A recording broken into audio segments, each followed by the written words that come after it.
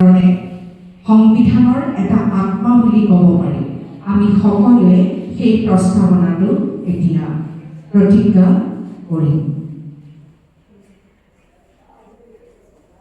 সংবিধানৰ প্ৰস্তাৱনা আমি সকলোৱে প্ৰতিজ্ঞাবদ্ধ হওঁ। আমি ভাৰতৰ জনসাধাৰণে ভাৰতবৰ্ষ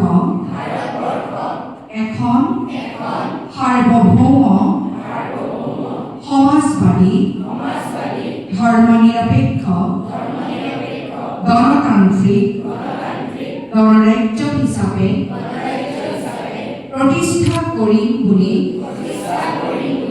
দৃঢ় সংকল্প কৰি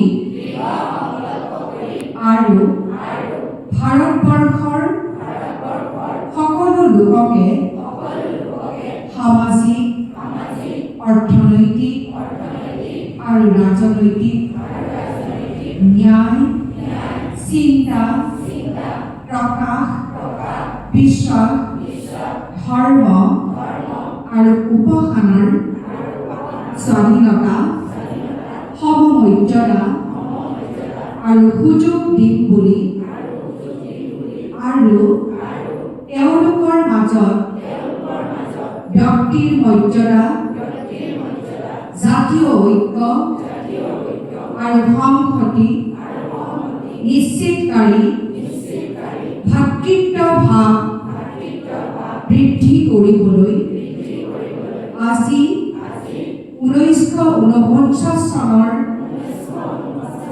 26 নৱেম্বৰ তাৰিখে আমাৰ সংবিধান সভাই গ্ৰহণ কৰা আৰু লিপিবদ্ধ কৰা এই সংবিধানখন আমি নিজকে অৰ্পণ কৰিলোঁ। ধন্যবাদ।